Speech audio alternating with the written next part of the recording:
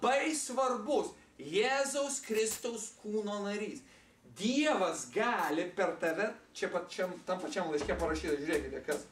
3 skyrius, 20 eilutė, sako, tam, kuris savo jėga veikiančią mumyse gali padaryti nepalyginamai daugiau, negu mes prašome ir suprantame, jam te būna šlovė bažnyčioje Kristoje Jėzuje per visas kartas per amžių amžius. Amen. Žinoma, šlovė ir garbė priklauso jam, bet per mus jisai gali padaryti nepalyginamai daugiau, negu mes prašome ir išmanome. Ta jėga, kuri veikia mumis. Kaip ta jėga veikia? Per tikėjimą ir per tikėjimą ta valdžia, kurią jisai mums davė. Aš užsirašiau šičia prieš susirinkimą, tiesiog Dievas man priminė. Seniai skaitytą tokią mintį vieno autoriaus, Kenjono, ir jis savo knygoje apie Jėzaus vardą jis parašė tokios žodžius. Tikinčiojo augimas neįmanomas, jeigu jis nesuvokia, kad jis yra apsuptas priešiškų jėgų. Priešiškų jėgų. Mūsų supa priešiškos jėgos. Ir mes turime žinoti, kaip jos veikia ir kaip kovoti su jomis. Mes turim suvokti, kad mes turime valdžią, kad mes esam virš bet kokių kunigaikštysčių valdžių ir sostų, bet kokio vardo tariama ne tik tai šiame amžiuje, bet ir būsimajame. Mes esame taip pat jame. Skaitome, žinokit, įdomus dalykas yra štai koksai. Paulius buvo nerealiai mokslinės žmogus. Ir jisai rašydavo nerealiai ilgais sakiniais. Aš kada skaitau graikiškai, aš skaičiau, kad kažkur tai 14, po 14 sakinių žmogus užmiršta, kas buvo pradžioje sakinio. Žodžiu. Nu, kas ten, kokia mintis buvo pradžioje. Bet jisai pasitikėjo šventoje dvasia, kad šventoje dvasia mums aprėkia. Tai žiūrėkit, iš tikrųjų, realiai šitas yra tai, kas prasideda šičia, sakykime, 15 eilutė, iš tikrųjų, visas sakinys baigėsi, žinot, kad kur? 2 skyriaus 3 eilutėje.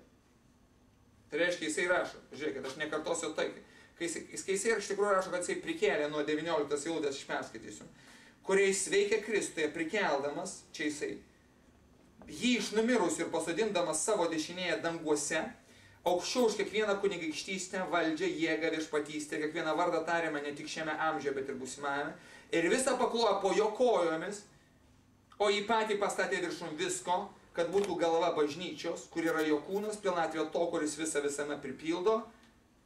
Ir sakinys toliau tęsiasi. Ir jūs, buvusius,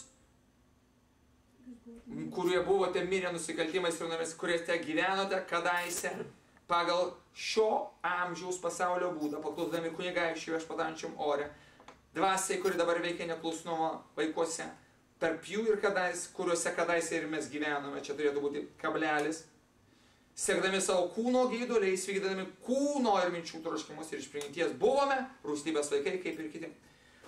Dievo suvokime, kaip Dievas iš tikrųjų matė Jėzaus Kristaus prisikėlimą, yra tai, kad kada Jėzus buvo prikeltas, mes 2:1 mirę nusikaltimais ir nuodėmėmis taip pat buvome prikalti kartu su juo.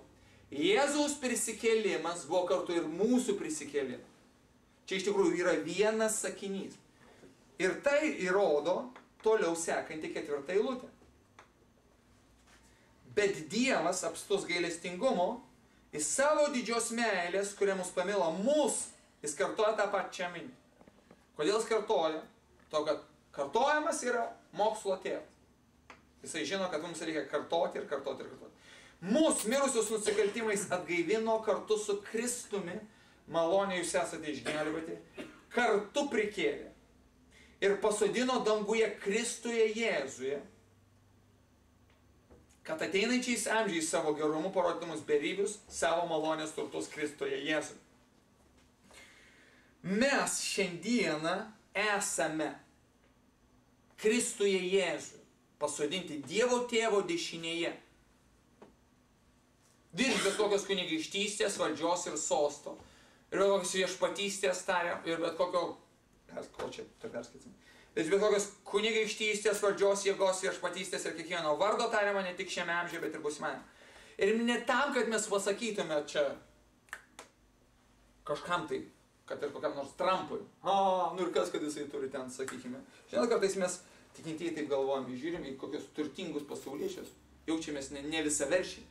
Ir galvom, kad aš Trumpas, nu ir kas, kad jisai turi ten tą lainerį, ant kurio ten aukso raidėmis išrašyta Trump. O aš tai sėdžiu Dievo dešinėje, o jisai, nors ir turi tą lėktuvą su aukso raidėmu, tai nieko jis neturi. Mūsų, iš tikrųjų, mes esame šitoje pozicijoje Dievo tėvo dešinėje tam, kad Dievas valdytų per mus, kad jis apreikštų jėgą per mus, kad jisai pakeistų šitą pasaulį per mus. Dievas laukia iš tikrųjų, kada mes prisimsime šitos valdžios atsakomybę. Suvokimą, kad iš tikrųjų mes turime valdžią šitame pasaulyje. Velnias darė N visokių dalykų. Šiandien aš tokį paprastą pareiškimą. Žiūrėk, perskaitysiu dar vieną rašto vietą. 6 skyrius, 12 eilutė. Mes grūmėmės ne su kūnu ir krauju, tai reiškia ne su žmonėmis, bet su kunigaikštystėmis, valdžiomis, su šio amžiaus tamsybių valdovais ir dvasinėmis blogo jėgomis danguje. Tai reiškia, čia yra visų pirma, čia vertimas tikslus turėtų būti šio amžiaus tamsybės valdovai. Tai reiškia yra, iš tikrųjų, mes gyvename dvasinėje tamsoje. Aš atsimenu, 89 metais, sausio gale, aš buvau visiškai girtas po 2 dienų gėrimo vestuvėse savo pusbrolio. Ir Dievas man parodė regėjimą. Aš pamačiau, kad esu tamsoje ir Dievas davė suvokimą, kad yra kažkur šviesa, kurios aš nežinau. Ir aš mečiau gerti. Dievas įdėjo. Ir žinokit, šito amžiaus Dievas, šetonas, jisai nori apakinti tikinčiųjų, ne tik, mes žinome 4:4, antras laiškas korintiečiams. Šio amžiaus Dievas apakino netikinčiųjų protus, ar ne? Žinote šitą rašto vietą, ne? Bet jisai dirba ne tik tai su netikinčiaisiais, jisai dirba ir su kuo? Su tikinčiaisiais. Taip pat, jisai kabina makaronus mums ir jis nenori realiai suvokti, jis nenori, kad mes suvoktume tą valdžią, kurią mes turime. Mes turime valdžią visai priešo jėgai. Štai mes, sakykime, Jėzus sako tokius žodžius. Evangelija pagal Luką, 10 skyrius, 19 eilutė. Štai aš daviau jums valdžią